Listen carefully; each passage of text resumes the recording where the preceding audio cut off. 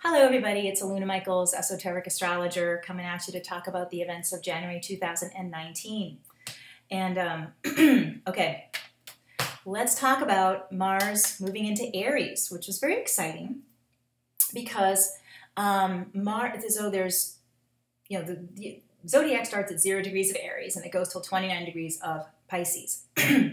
And so Mars was at 29 degrees of Pisces on New Year's Eve, and then New Year's Day turns to 0 Aries. So Mars is connected to Aries, so it's this energy of refreshing, goal setting, fresh attitude, like really like what kind of a cliched idea of New Year's, you know? That you can begin with a fresh start. You can have like, you know, a new passion for things and a sense of vitality and hopefulness. Yes, you know? So Mars doing that is great for these New Year's resolutions. When we're thinking about, you know, because Mars in general and Aries, because they're linked, can be sort of, well, like a good start and then just kind of wane. The enthusiasm can wane. That's why you need things like the sign of Taurus or the planet Saturn to like sustain Aries enthusiasm and energy. Sorry, I got a hair here. So when we have Mars moving into Aries and we think about it from an esoteric perspective, Aries and Mars have more of a sustainability with them in a sense because it's from the true nature of the soul and what is truly important to you instead of just some sort of casual idea or something where you don't really have your heart in it. So really thinking about what kind of goals you want to set for the year from this level of like something that really impassions you, you know, which is real true nature of Aries on the esoteric level. And with Aries that way, when we think of it, if you can really take a running leap and really make a move on these goals and really change your perspective. They talk about like a habit is set within 21 days with like maybe brain science and things like that. But it kind of is like if you run and kind of jump over the river of change, you kind of can't go back as much. So you can take advantage of this Mars in Aries as this true enthusiasm to like maybe really get that stuff accomplished throughout the year and not just a few weeks, but really living from that passion and making sure the goals are something you truly, truly want and are very passionate about and want to put the energy into, and you can really get a lot accomplished quickly and have a lot of joy, you know, throughout the calendar year for those passionate goals. So something that's also linked with this is the planet Uranus is going to change direction and go forward on January 6th. Now, excuse me, we're also having an eclipse on the weekend of the 5th and 6th. What's interesting is that Uranus, now Mars stays in a sign for 2 months. So Mars has a 2-year orbit. So when Mars is going to be in Aries, it's January, February, basically. But Uranus stays in a sign for 7 years. Last year, Uranus went into Taurus for a period of time, and then in early August, stopped, went backwards, retrograde, into Aries, and now it's coming forward. So it's stopping and ready to go forward. So it's the last portion of Aries, 28 degrees. It'll go back into Taurus in March. So Uranus is breakthrough concepts, revolutionary ideas, revelations that you can have.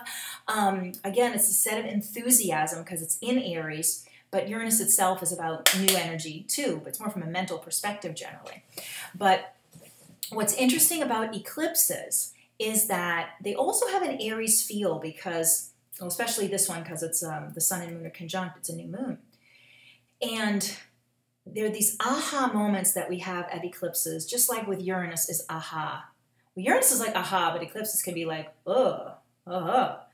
because you're seeing into your subconscious. The sun is this conscious awareness, and the moon is the subconscious and patterns and stuff. So what's interesting is that we had an eclipse at the end of July that was a real big eclipse, and Uranus was doing this thing at that time too. So it's adding this aha to the and it's doing it again now, this weekend. Well, if you're watching it today, the weekend of the 5th and 6th of January. So don't beat yourself up if you find you're having the same revelation you had last summer. It's like, it's okay. Now is time to move on it and say, yeah, this really is true for me. This really is important to me. And I really can make that change. And I will make that change. Or I will keep that in the forefront of my mind. Or I am having that breakthrough. Or it's successive levels of breakthrough or something like this.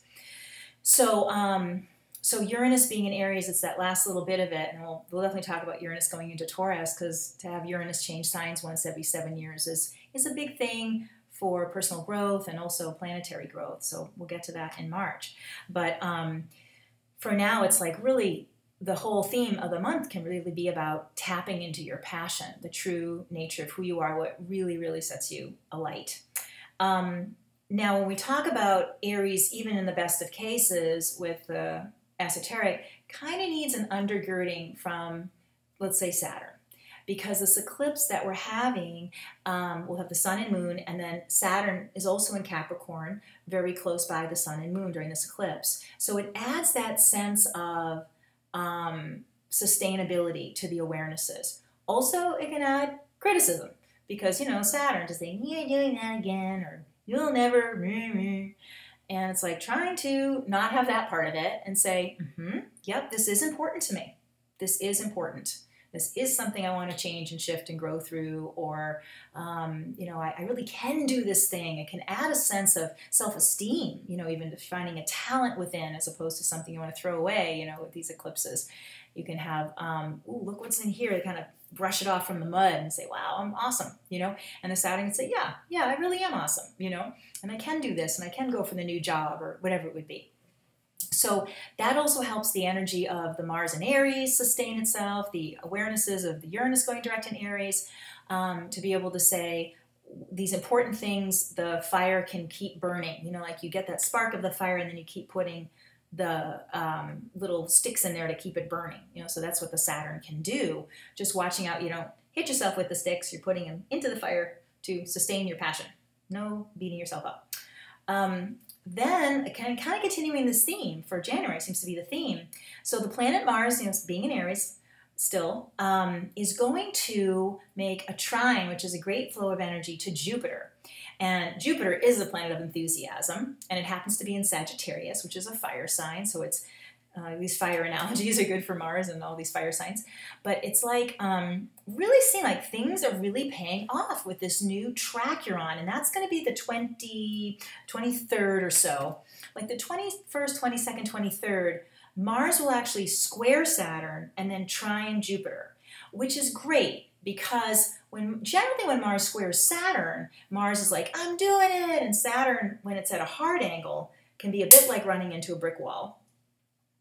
But it's also a challenge. It's some sort of challenge. But then the Jupiter right away is the ease of passage of the energy. So we've got the block and then the way through the block. And so what could be great about that time period is meditating on, you know, that you came up on an obstacle. Like, this is a dumb example, but say you want to not eat chocolate cake and you're doing great for the first 3 weeks and it's like, really, I want chocolate cake, like I really, really, really do, or you started to eat it and you say no, you know, you can have some awarenesses why the challenge came up, how you were able to override the old pattern, you know, and then the Saturn, we need little tests to say, look how far you've come. You felt it, but you didn't do it, or you fell in a little bit and you pulled out of the problem. And the Jupiter's like, keep going, keep going. You know, it's like a cheerleader. So, and that's a real great experience to have a challenge you overcame, a challenge and you didn't beat yourself up and you kept going with momentum, you know? And so that's a nice thing there. And, you know, to also help people in your life who maybe don't have deeper insights into themselves. You know, I'm always doing this thing. It's like you're learning. You're going up a spiral instead of you're in a circle. Maybe showing them how they're in a spiral of change and awareness and greater wisdom, you know, and passing that on to people. So let's see what other things. Those are the main things. Oh, gosh. Hello. The other eclipse. I almost said goodbye. I forgot the other eclipse. So, and this is interesting when we're talking about those the challenge of the Mars squaring Saturn. We also have a full moon eclipse, which is going to be, the sun sign at that point will be in Aquarius and the moon will be in Leo. So it's a new moon. And so, excuse me, a full moon.